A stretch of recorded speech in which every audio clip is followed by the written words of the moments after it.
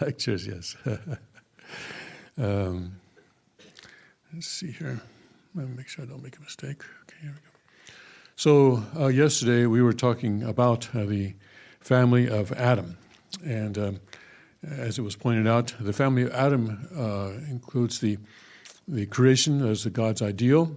It includes the falling away from that ideal, and it also includes the beginning of the restoration process. The restoration process is also the resurrection process, is also a recreating process.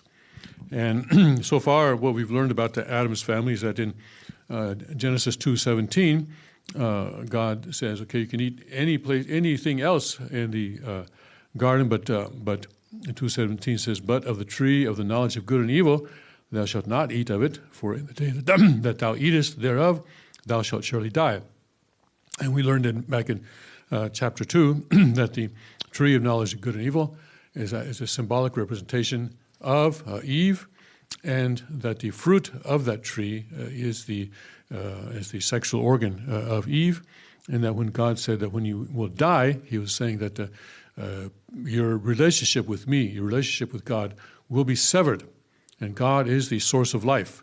And so severing ourselves, cutting off our relationship from God, means that we are spiritually dying. So even though Adam lived for 930 years, Eve, I don't know, but they lived long after that physically, but they were dead. They were dead. And so we see, for example, Jesus, when one man comes to him and says, "Jesus, I want to follow you, but I have to go bury my father. He recently died." So Jesus said, "Let the dead bury the dead. Right? Let the dead bury the dead.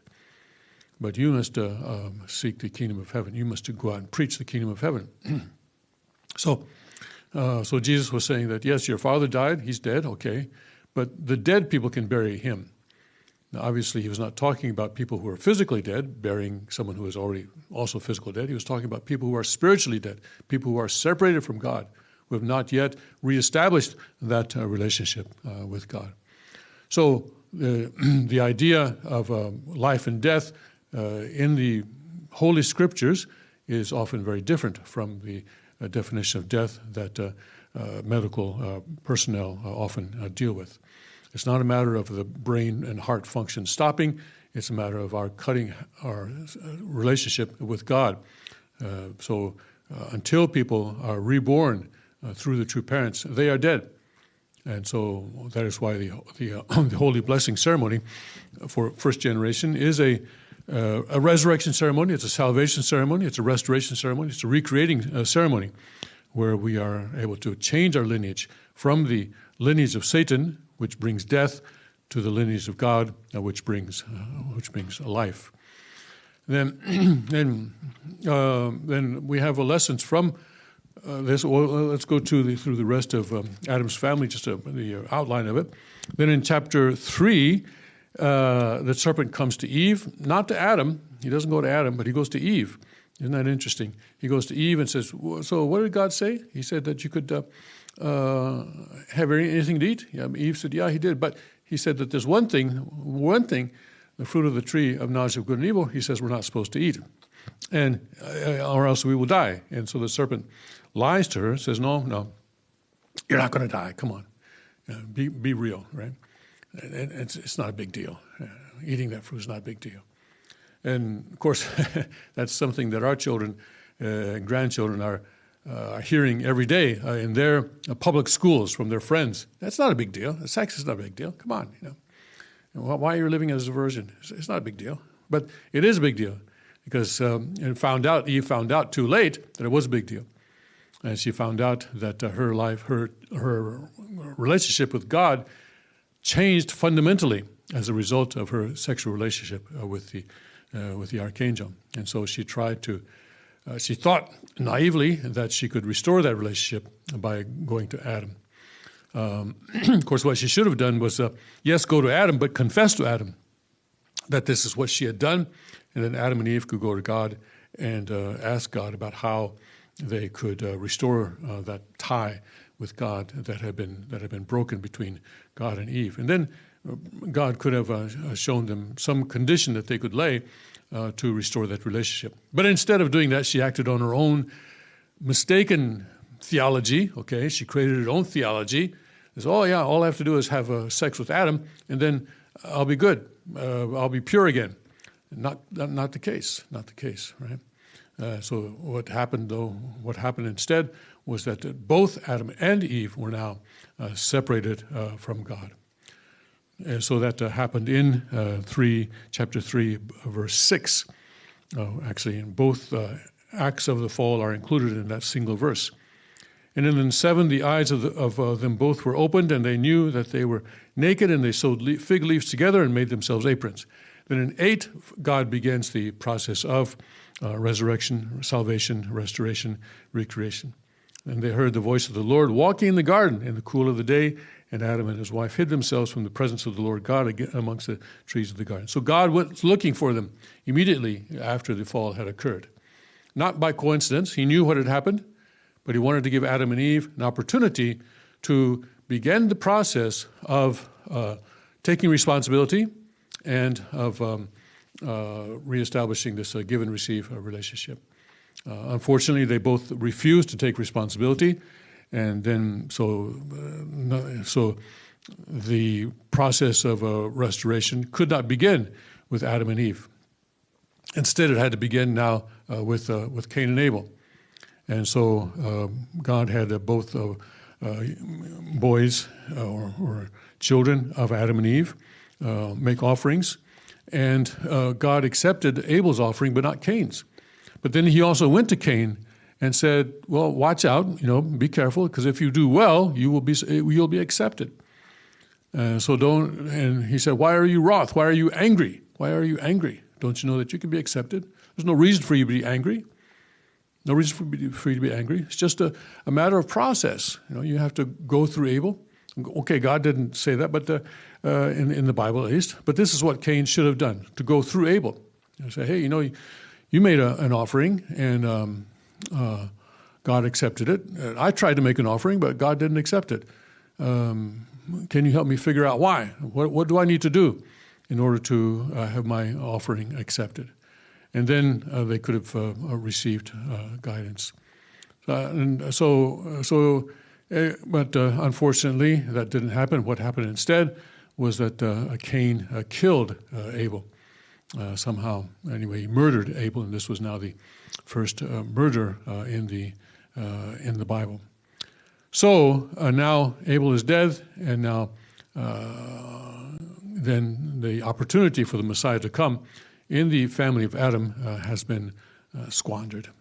As I said, it didn't have to wait 4,000 biblical years for Jesus to come. Biblical years, I say, in actual years, I don't know, tens of thousands, perhaps hundreds of thousands of years. So all this time that there was a war and there was a famine and people dying of disease and everything like that, because people fell into spiritual and also external knowledge, ignorance, didn't have to happen. People were living in caves, right? But I don't think it had to happen that way. I'm sure Adam, with his creativity, if he had reached a completion with freedom and responsibility, creativity, could have figured out how to build a house, even with a grass roof or something like that. Maybe, I don't know, maybe even tile. Who knows? He could have figured that out. It's not a big thing. It's not such a difficult thing to figure that out, I would imagine. If someone has that freedom and responsibility and God's creativity, to use the elements of the earth that God has provided in order to provide a reasonably comfortable life for his family, for his children, and so forth. But the human history took a very different direction as a result of the fall. So instead of multiplying children of goodness and tribe of goodness, nation of goodness, world of goodness, they actually multiplied children of evil and a tribe of evil.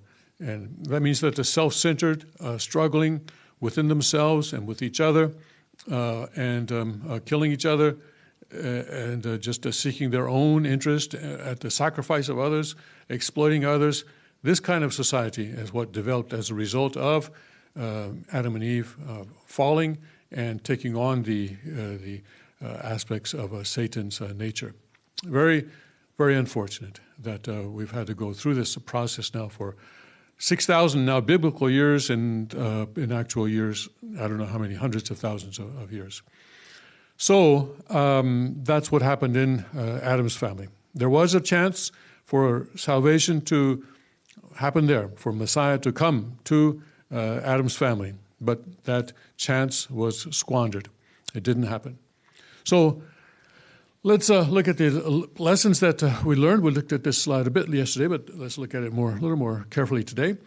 So first of all, in the lessons that we can learn from Adam's family, we first have lessons about the principle, God's predestination, and attitude toward the accomplishment of his will is that God does not interfere with the human portion of responsibility. And we talked about why God could not intervene in the fall of Adam and Eve.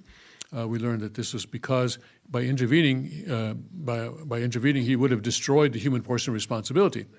And it's this human portion of responsibility, or the accomplishment thereof, that allows us to qualify as lords of creation, allows us to be qualified as God's children, and as God's perfect objects of love. So if he were to interfere and take away that responsibility, then we would be no better than the animals or the angels. And God wanted something more than the angels. He wanted something more than the angels. The angels do not create themselves, but the human beings do. And so, and we do that because we have both a spirit self and a physical self. And we grow and we create our character, that is to say our spiritual self, through the interaction between the spirit self and the physical self.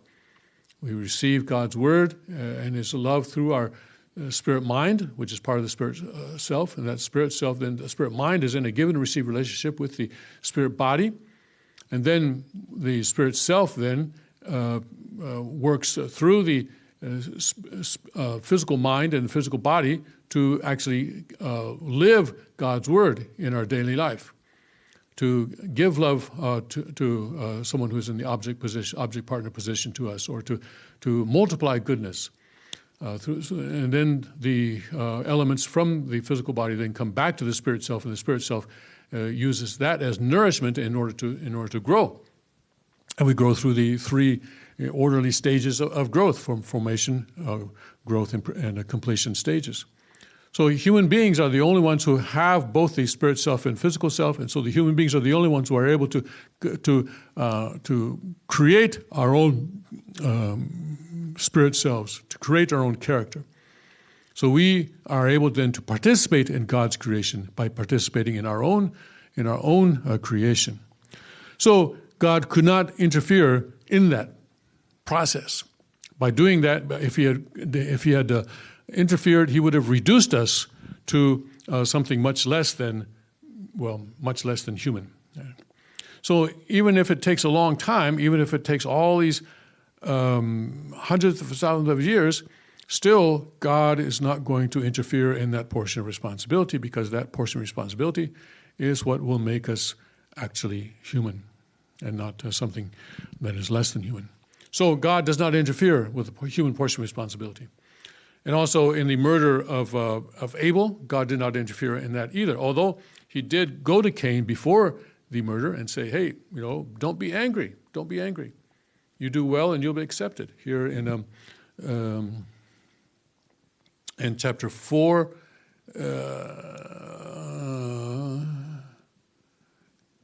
in chapter 4, verse 7, if thou doest well, shalt thou not be accepted? This Elizabethan English is a little bit difficult, but if thou doest well, shalt thou not be accepted? And if thou doest not well, sin lieth at the door. So God is, again, he's educating.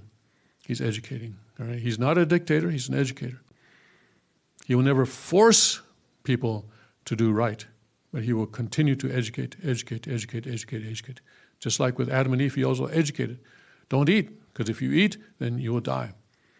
So he gave them the choices that they had. And out of freedom, we would never choose death. But it was because of the unprincipled love that we chose to go the path of death. So God's predestination regarding his will is absolute. Because God is now, even after the fall of Adam and Eve, God didn't just say, okay, well, that experiment failed. I guess I better try something else. No, I'm going to succeed in this. This is going to work. This is going to work, and because his will is absolute. And so God carried out a new providence to establish Seth in the place of Abel. So Adam and Eve had a third son, Seth, and that Seth then took the place of Abel in continuing Adam's lineage. It was a lineage of evil, that's true, but it was a lineage that could later on be changed to God's lineage, but it had to continue for humanity to continue.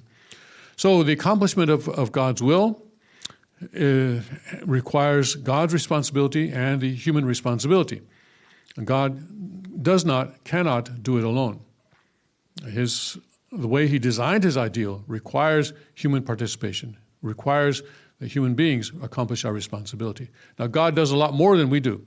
And so in terms of figuratively, to show that God does a lot more than we do, Father has given these numbers 95 and 5, that human responsibility is 5% of the whole.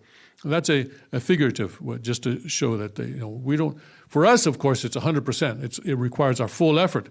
But in comparison with the entire task, the entire accomplishment of God's will, it's a very small part. All right.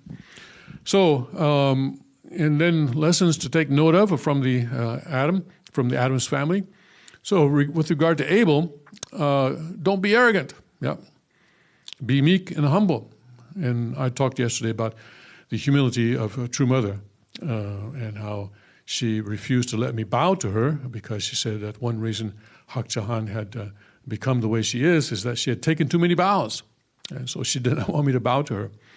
Right up until till she was no longer physically capable, she was always studying the Word, studying the Bible, and studying Father's words, and testifying to Father. And don't be boastful or proud, proud, but sacrifice with the blood, sweat, and tears. Abel's responsibility was to love Cain absolutely, but sometimes loving Cain, though, there's all kinds of love. Sometimes there's tough love if Cain just cannot do correctly. And it would have been interesting if Abel had self-defense capabilities and had stopped Cain from murdering him. But anyway, we must convey God's love and practice God's love, must bring Cain to a natural and voluntary surrender. Again, cannot force surrender, but come to a natural and voluntary surrender. And then Cain for Cain, even if you desire to kill someone, restrain yourself, all right? And resist that impulse. That's a good idea. Yes. That's a good idea. Okay. Note to self. Do not grumble and complain. Do not harbor feelings of being unloved, ignored. God does love us, and God is a God of love, and God cannot not love us. I think that's an important thing to keep in mind. Sometimes we feel that God is distant. That is true. I think many of us in our lives have gone through periods when it seems that we try to reach out to God, and it seems that He's just not there. But in the case of Jesus, this was a situation where Jesus was indemnifying when Jesus was on the cross, and God abandoned him. He felt that he was abandoned by God. And he prayed, Father, Father, why do you forsake me? In that case, Jesus was indemnifying a particular situation where Adam had betrayed God and had left God, and so in order to indemnify that, it was necessary for Jesus to feel betrayed or ignored by God. I think Carrie's looking for the microphone, isn't she? All right. Not the remote, but the microphone. Okay. Yes, Carrie. Is it true, Father once said that if he had been Jesus on the cross, he wouldn't have cried out to God like that? I don't know. I've never heard that. Okay. But Father has said many things that I'm not aware of. All right, so do not grumble and complain. Do not harbor feelings of being unloved or ignored. And killing Abel may bring some momentary release, but you will be unable to enter the kingdom of heaven. If you murder him, you are hell-bound. But there is a difference between murder and killing. All right, this is important to know. And the king has already talked quite a bit about the two Hebrew words that are different. And in the King James Version, the Ten Commandments are translated into English as "thou shalt not kill." And this is the phrase that most people who otherwise have never gotten within 6 feet of a Bible will know. Somehow they know that one verse that appears in the King James, but almost no other translation of the Bible. If you look in other translations, most of them, modern translations, will say "thou shalt not," or you must not murder, something like that. Murder is the word that is used rather than kill. And this, of course, has to do with the meaning of kill in Elizabethan English is different from what it is today. In that time, it included murder. But the Hebrew, if you go back to the Hebrew and translate it into modern English, it translates as you must not murder. And murder is different from kill, because murder, we don't say I murdered the fly, or I killed the fly. I didn't murder the fly, right? So kill and murder are different. Murder is unjustified, illegal killing.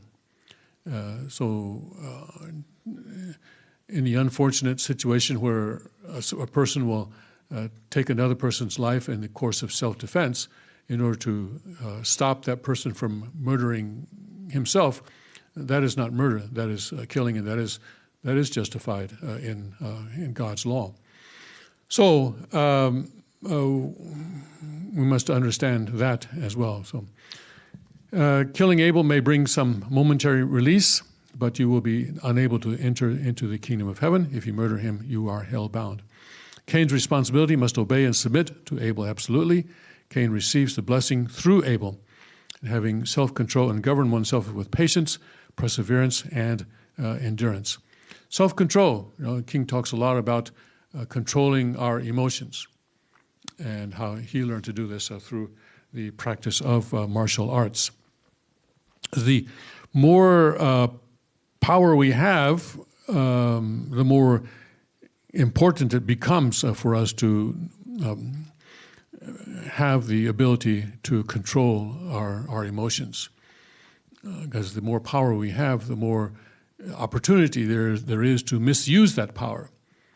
And whether in the form of corruption or in the form of hurting people that otherwise we should not be hurting. So that's certainly important, and important the more that we grow and increase in power. And in the future, I suspect that many of us will be given all sorts of a power, that is financial power or other forms of power, and we must always be able to control our emotions then, and not succumb to what we know to be wrong, and what we know to be wrong actions. So those are some of the lessons that we can learn from the family of Adam. But this law of Cain and Abel is one that God illustrated through that family, and one that continues throughout restoration history. So I have a question. Yes. Yeah. Mm-hmm. So the Cain and Abel, there's a how to say. So each person can be the Abel position and Cain position. So each person should know that two types aspects and then manage it. Yes, thank you. Exactly. Thank you for pointing that out, yes. Depending on our situation, yes, sometimes we're in an Abel position, sometimes we're in a Cain position. Just like sometimes we're in a subject partner position, and sometimes we're in an object partner position, depending on our situation. So yeah, we need to know both of these lessons. No one is Abel in every situation. No one is Cain in every situation. And so we will look at that law of Cain and Abel, which applies to restoration history throughout the history of humanity up until now. So Abel, the person who is in the relative Abel position, is representing Adam, and that person's primary responsibility is to be absolutely one with God's love. Because someone has to have this vertical relationship with God, right? And God works through a point. God works through a point. And he of course relates to everyone individually. But there is a specific point through which he works. If it's in a family, or if it's within the human body, it's the mind. Within the family, it'll be the father. Within the nation, it'll be whoever is. It'll be someone. It may be the president, or it may be. Today, it's not the president. It's the former president. But anyway, there is a point through which God works. And then Abel must become absolutely one with God's love. And Abel must love Cain with the love he receives from God and his own love. And the second king is Abel in relation to the rest of humanity, by the way. So not just America. Let me just turn off the sound on my cell phone.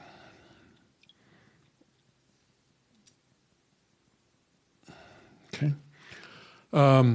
So Abel must love Cain with the love he receives from God, plus his own love. So actually Cain's getting a pretty good deal, right? Abel receives God's love, then he adds his own love to that and loves Cain with the loves he receives from God, plus his own love. And Abel is Cain's passageway to the kingdom of heaven.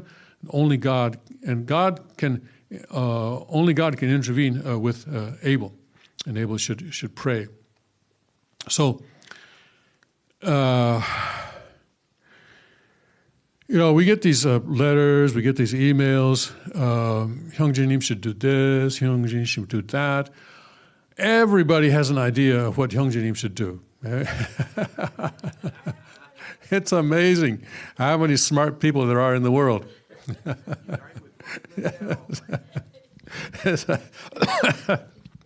It's just amazing. They will write pages and pages and pages of this quote of Father, that quote of Father. But if the king were to start going through that and says, "Oh yeah, okay, that's what I should do," that would be a mistake on his part. He needs to ignore all that stuff. And so people like Greg and myself and Richard as well, we kind of act as a kind of gatekeepers to weed out the spam, right? we're the spam filters. I know some people listening right now are going to be offended, but hey, that's my love for you, right? Okay. Some people get caught in the spam filters that way. I dealt with one of those this morning again. Anyways,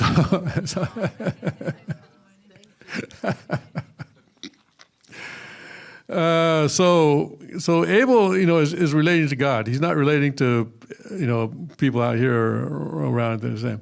His responsibility is to relate with God, and only God can intervene with Abel.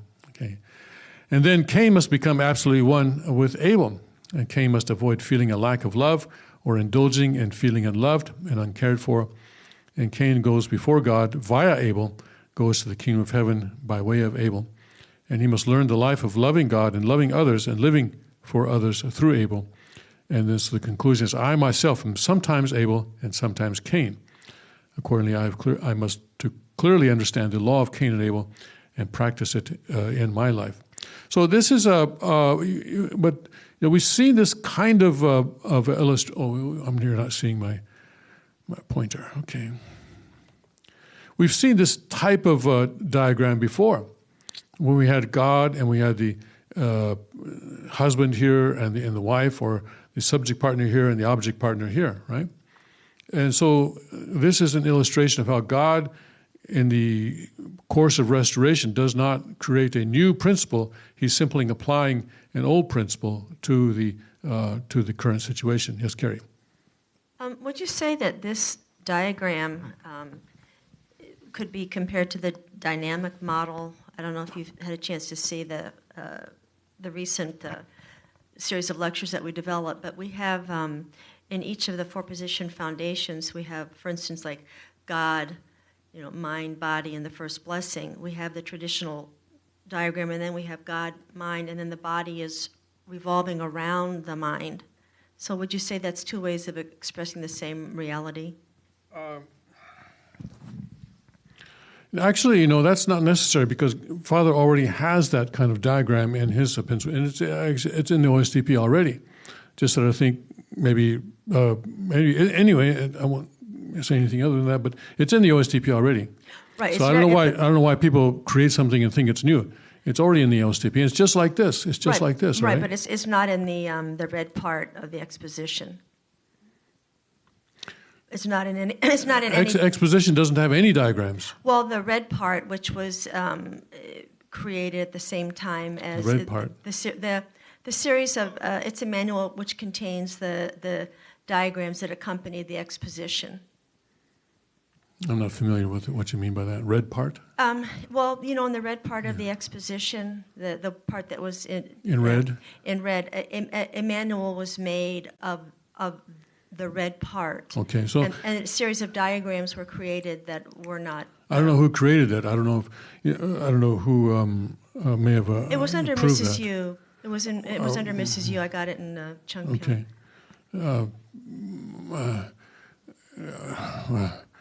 But I guess did Father know about this? I guess that's what I want to know. Of course. Of course. Yeah.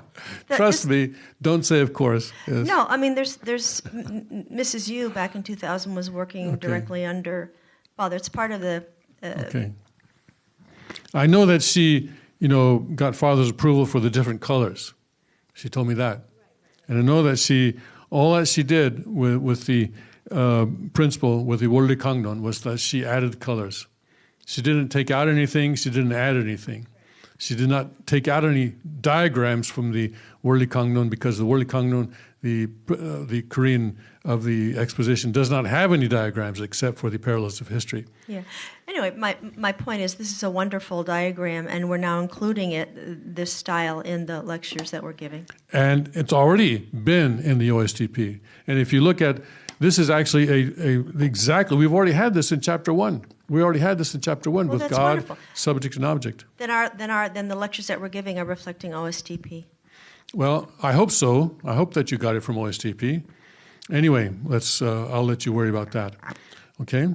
So then Abel has a vertical relationship with God, and then because God works through a central point, and then Cain then is the horizontal expansion of that point, as we discussed in chapter 1, right? It's talking about the subject and object relationship with God.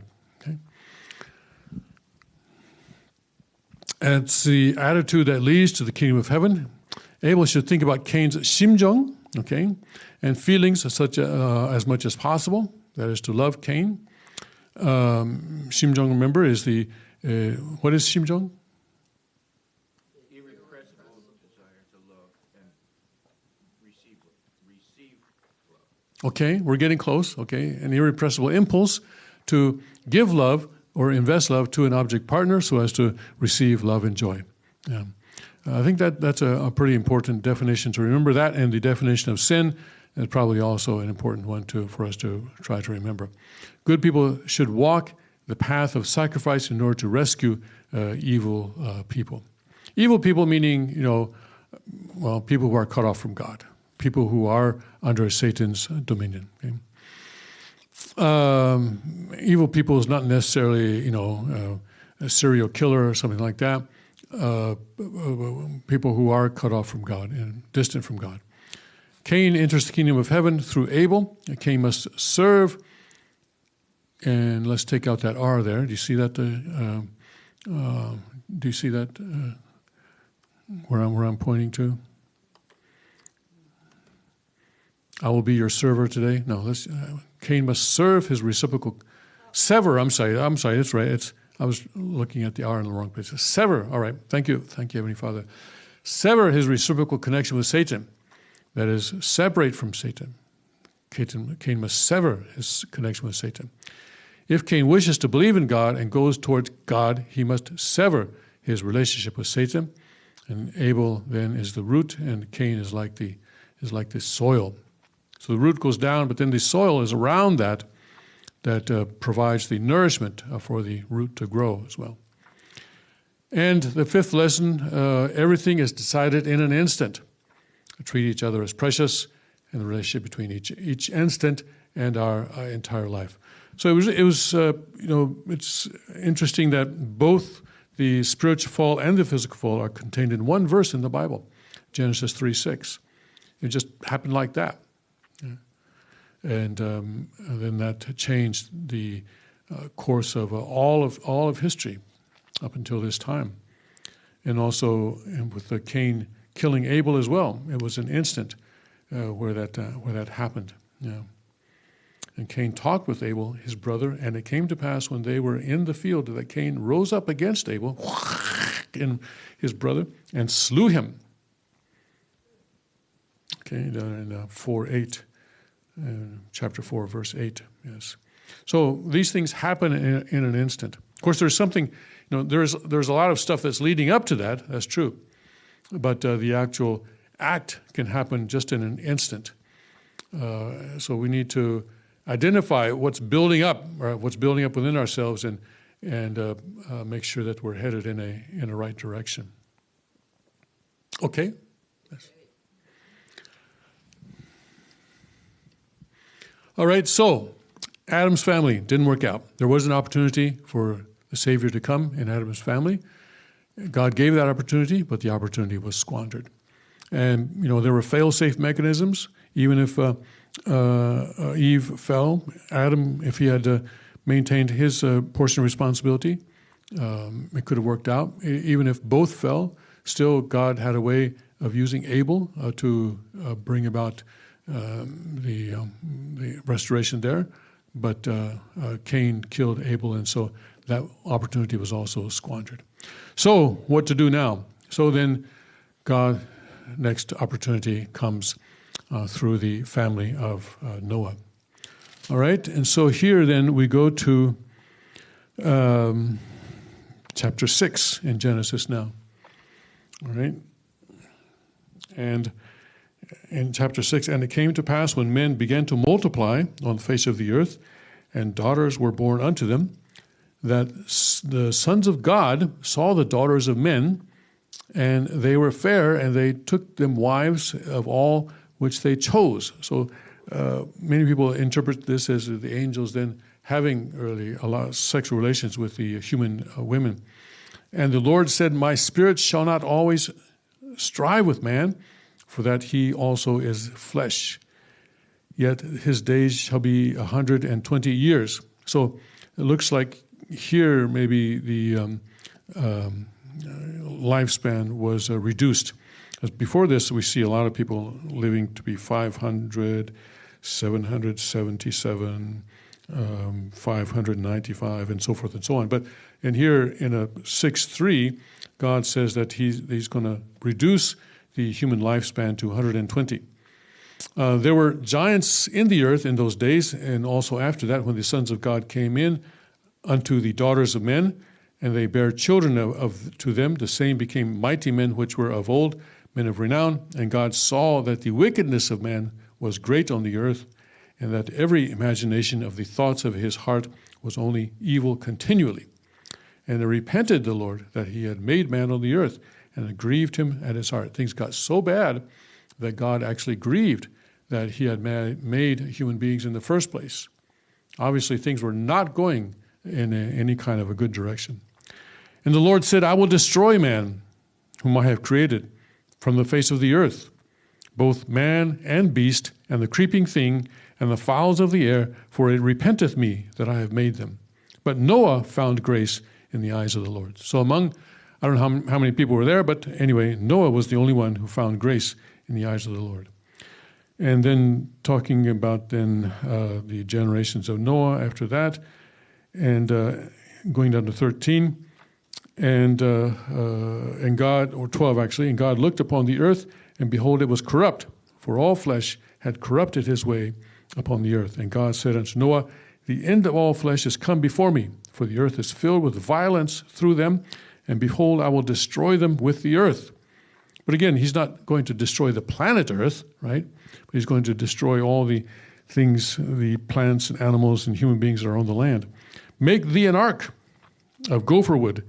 Rooms shalt thou make in the ark, and shall pitch it within and without with pitch, and so forth and so on. And he gives instructions, the design instructions for the ark, pretty detailed. And behold, I, even I, do bring a flood of waters upon the earth to destroy all flesh, wherein is the breath of life from under heaven, and everything that is in the earth shall die. But with thee I will establish my covenant. I'll make my promise. I'll make my promise with you, right? And my contract with you. And thou shalt come into the ark, thou and thy sons and thy wife, and thy sons' wives with thee. So Noah and his wife had 3 sons. So it was Noah, his 3 sons makes 4, and then the 4 wives makes 8. So God then was going to depopulate the world down to just 8 people, he says here, and so forth, and 2 by 2 and all that, and go into the ark and so forth. And so Noah does that. And chapter 7, verse 5, and Noah did according unto all that the Lord commanded him. Okay. And, it took him 120 years, but I see that, and Noah was 600 years old when the flood of waters was upon the earth. So he was also quite ripe in age, right? Okay. And so they go into the ark. And, of course, it rains for 40 days and 40 nights. And the ark is floating, and everybody else dies. They all drown, and so forth. And then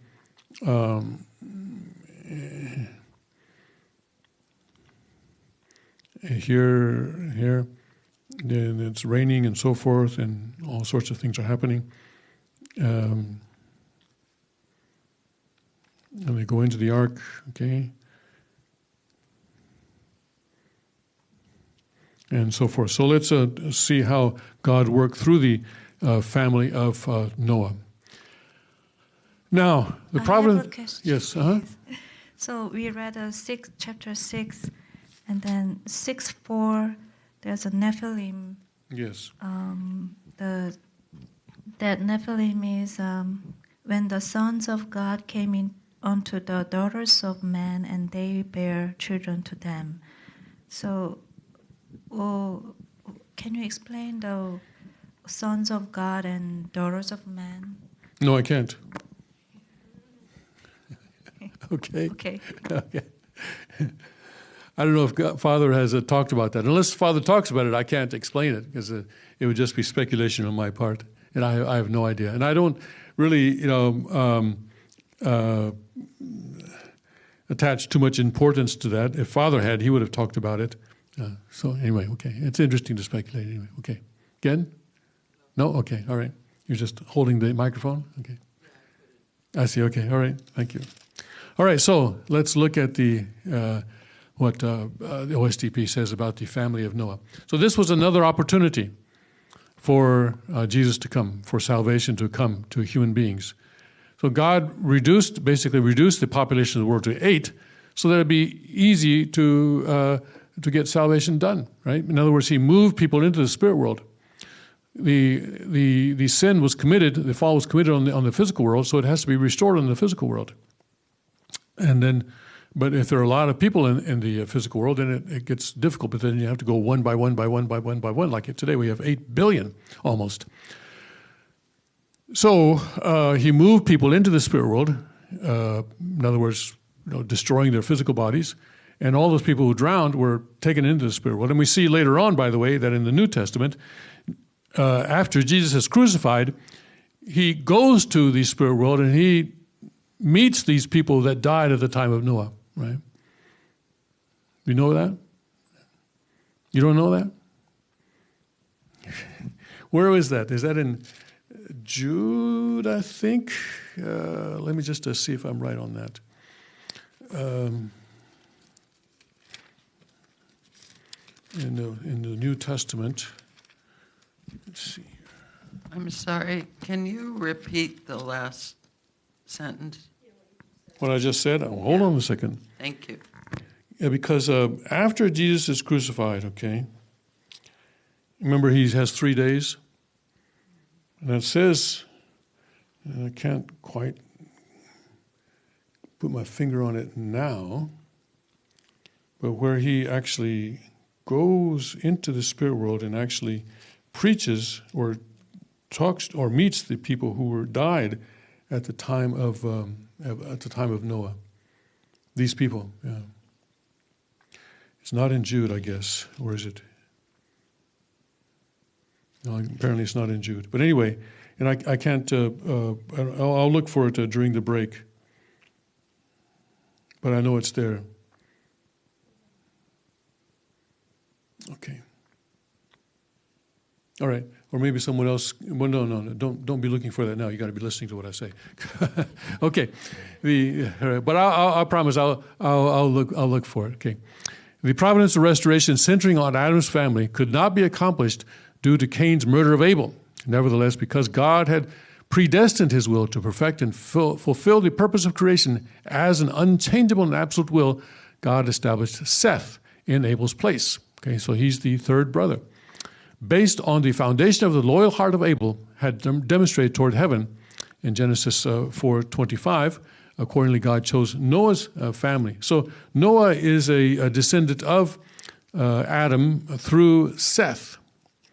Okay, 4:25 being, and Adam knew his wife again, and she bare a son, and she called his name Seth, for God said, she hath appointed me another seed instead of Abel, whom Cain slew. So in Genesis it says that Seth was born to replace Abel. Okay. So according to God, chose Noah's family from among Seth's descendants to substitute for Adam's family, and then carried out a new dispensation of providence for restoration. As recorded in the scripture, Genesis 6:13, and God said to Noah, I have determined to make an end of all flesh, for the earth is filled with violence through them. Behold, I will destroy them with the earth.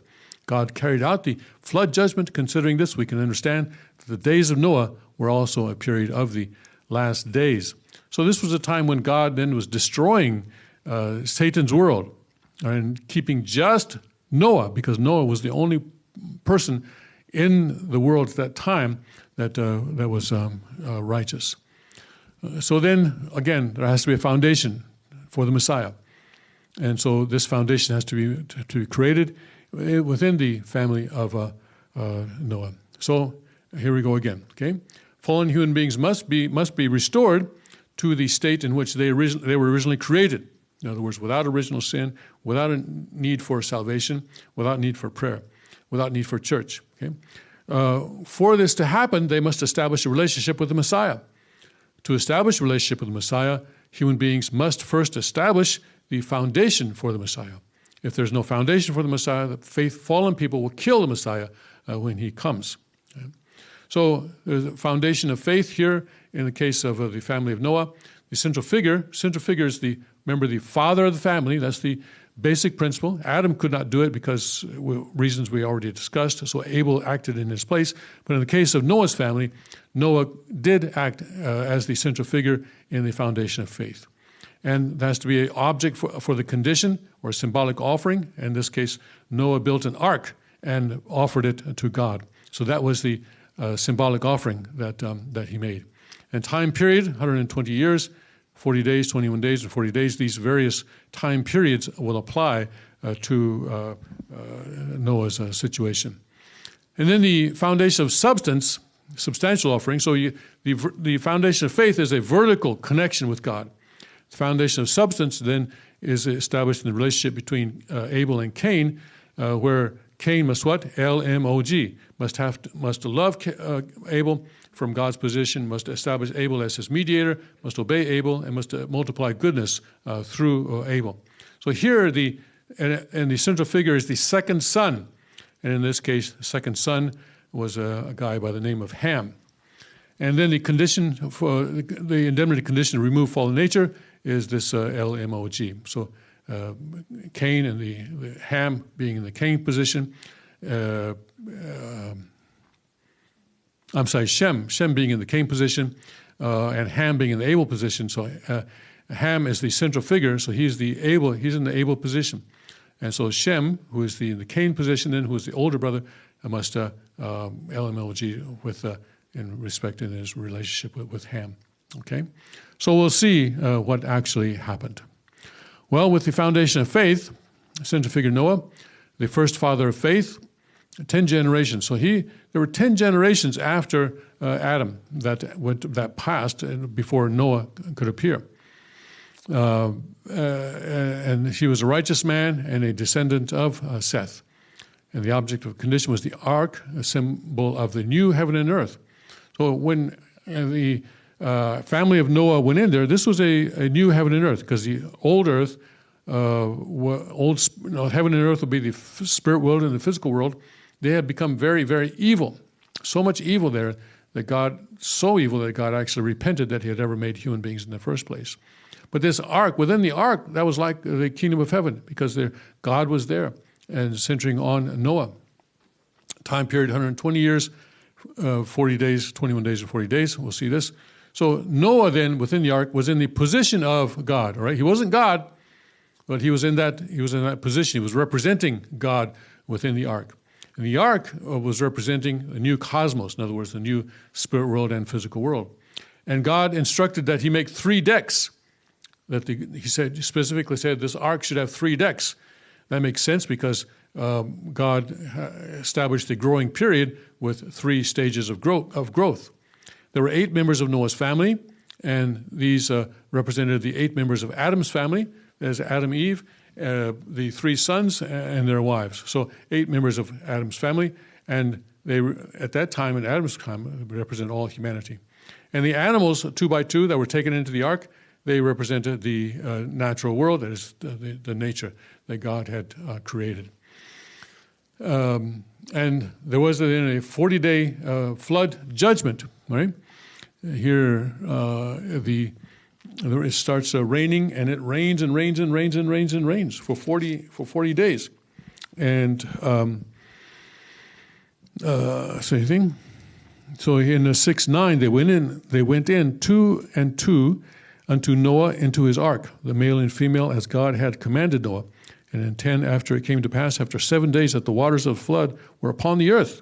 Okay, and also the fountains of the great deep broken up. So it wasn't just rain from above, but also somehow the underground waters also started coming out, and the windows of heaven were opened. Yeah, so the rain was upon the earth 40 days and 40 nights in chapter 6, verse 12. Okay, 40 days and 40 nights. It just kept raining, and the water was coming up out of the earth, and it was incredible. And in the same day entered Noah, Shem, and Ham, and Japheth. Japheth was the 3rd son. Shem was the 1st son, Ham the 2nd son, Japheth the 3rd son. The sons of Noah and Noah's wife, and the 3 wives of his sons with him into the ark. They and every beast after his kind, and all the cattle after their kind, and every creeping thing that creepeth upon the earth after his kind, and every fowl after his kind, every bird of every sort. Now, remember that this is the symbolic period of the providence. And I've seen that some people will say, well, listen, if the ark really were according to what the Bible says, then it would have had to have been much bigger or something like that. Because there are specific measurements here, and people will say, well, it had to be a lot bigger. Maybe it was, I don't know. But we are dealing here with a way in which God is trying to get salvation started again. And that's the important part of this story. And here they went in male and female, and God had commanded, and the Lord shut him in. And the flood was 40 days upon the earth, and the waters increased and bare up the ark, and it was lift up above the earth. So it floated, okay? And the waters prevailed and were increased greatly upon the earth, and the ark went upon the face of the waters, and so forth. And then 15 cubits upward did the waters prevail, and the mountains were covered, and all the flesh died. that moved upon the earth. And all in whose nostrils was the breath of life. God, when Adam was created, God breathed into his nostrils. So here, all in whose nostrils was breath of life, and all that was in the dry land died.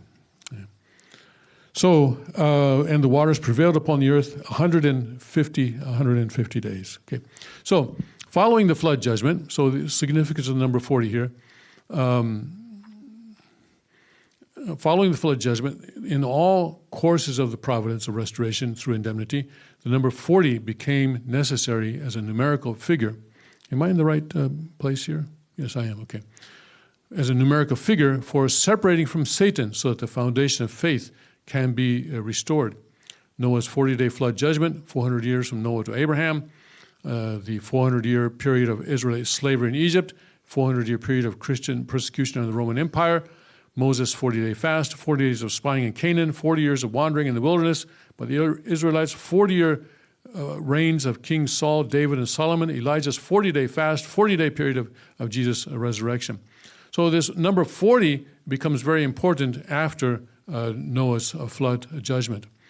And we can see why, because this says we have the four-position foundation, all right, and the four-position foundation goes up through the 9 stages of the growing period, right, because each stage has 3 levels, so 9 levels, I should say. Each stage, the formation, growth, and completion, has 3 levels, which are also formation, growth, and completion. So 9, and then 10 is gets you into the direct dominion. So the 4-position foundation, going up each of those levels, is 40. So that's how this number 40 comes in. And God is a God of numbers. He created the numbers, and he conducts his providence through the numbers. So the 40-day period of flood judgment was the period of chaos, like the period of chaos after the creation of the universe in Genesis 1. So it's not obviously in Genesis 1 there were billions of years, but this is corresponding to that. The earth was without form and void, and darkness was upon the face of the earth. Okay? Tim? So, yes. It says Noah was the first father of faith. I've always heard Abraham referred to as the father of faith, but Noah was... Yeah, Noah was also a father of faith, yes.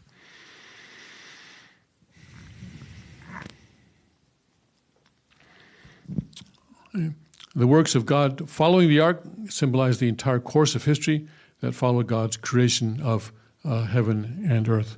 So let's look more closely at Noah's, what happened with Noah after the flood judgment, after it stopped raining.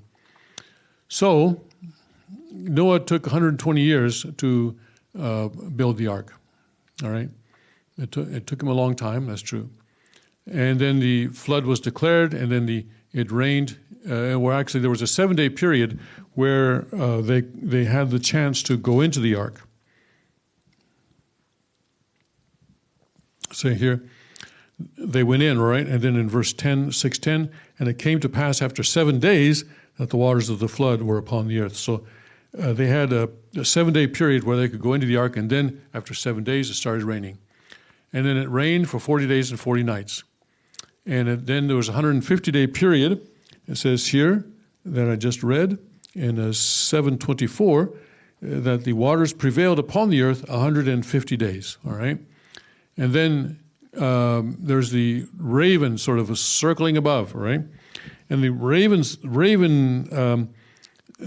symbolizes Satan, okay?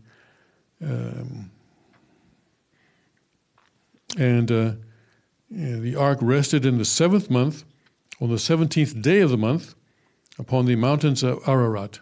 Wow, what happened in the 7th, on the heavenly calendar, 7th month and 17th day of the month? What happened in the heavenly calendar, 7th month, 17th day of the month? Nobody knows? Heavenly calendar, 7th month, 17th day of the month?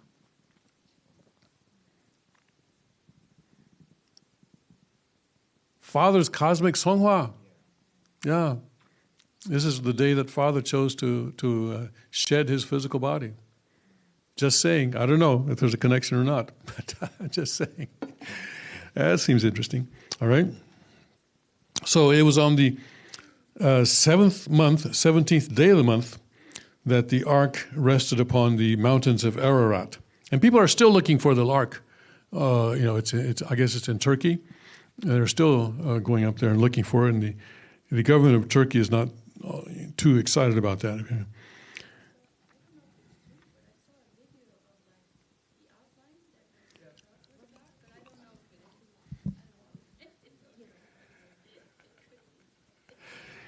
It could be, yes, it could be. Okay. All right. So the waters decreased continually until the 10th month. In the 10th month, on the first day of the month, and what's the 10th month, first day of the month in the heavenly calendar? It's Children's Day, true Children's Day, isn't it?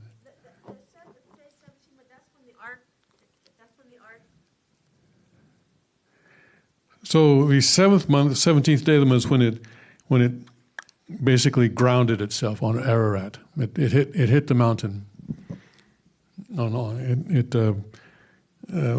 It rested, it says, upon the mountains of Ararat. That's in chapter 8, verse 4. And then in verse 5, chapter 8, verse 5, and the waters decreased continually until the 10th month. And 10th month, on the first day of the month, were the tops of the mountains seen. Okay? And it came to pass at the end of 40 days that Noah opened the window of the ark which he had made. So here, this is the 40 days that we're talking about now. Okay? So, corollary, the 10th month and first day, you said in modern times? Children's Day. Okay, thank you. Yes. Okay? Or True Children's Day, yeah. So then 150 days, it was sort of floating around. And then at the end of 150 days, on the 7th month, 17th day, it landed on Mount Ararat. And then Noah, though, waited another 40 days before he opened the window. And on the 40th day, he opened the window at the end of 40 days. And he sent forth a raven, which went forth to and fro until the waters were dried up from off the earth. Okay? So then the raven, but we'll see what the raven represents later. And then come the doves, all right? And also he sent forth a dove from him to see if the waters were abated from off the face of the ground. But the dove found no rest for the sole of her foot, and she returned unto him in the ark. So the first dove goes out, can't find a place to land, and so returns. For the waters were on the face of the whole earth. Then he put forth his hand and took her and pulled her in into the rock. And he stayed yet another 7 days. So he waited 7 more days, right, and sent out another dove. And again sent forth the dove out of the ark. And the dove came in to him in the evening, and lo, in her mouth was an olive leaf plucked off. So Noah knew that the waters were abated from the earth. So now the second dove came back, but it came back with an olive leaf, it says here, or oftentimes we see a picture, symbolizing peace of a dove with an olive branch in its beak. This is where that comes from, symbolizing hope and peace. Okay, and he stayed yet another 7 days. So he waited another 7 days and sent out another dove. Okay, which returned not again unto him anymore. So the dove never came back this time, because it found a place, someplace to live. So there, the dove then did not come back. And these 3 doves will symbolize the 3. They will foreshadow, I guess you could say, Adam and Jesus and Christ at the second advent. All right. And then the next year, the first day of the month, the waters were dried up from off the earth. This is the God's day, or New Year's Day. And Noah removed the covering of the ark and looked, and behold, the face of the ground was dry. And in the second month, on the 7th and 20th day of the month, was the earth dried. And God spake to Noah, saying, Go forth of the ark, thou and thy wife and thy sons wives with thee. So God said, okay, now it's time for you to leave the ark now. Okay? So 120 years to build the ark, 7 days to get into the ark, 40 days raining, 150 days floating around, 40 days waiting. Then after having landed on Mount Ararat or grounded on Mount Ararat, 40 days of waiting before he opens the window. He sends out a raven also. Then he sends out a dove every 7 days.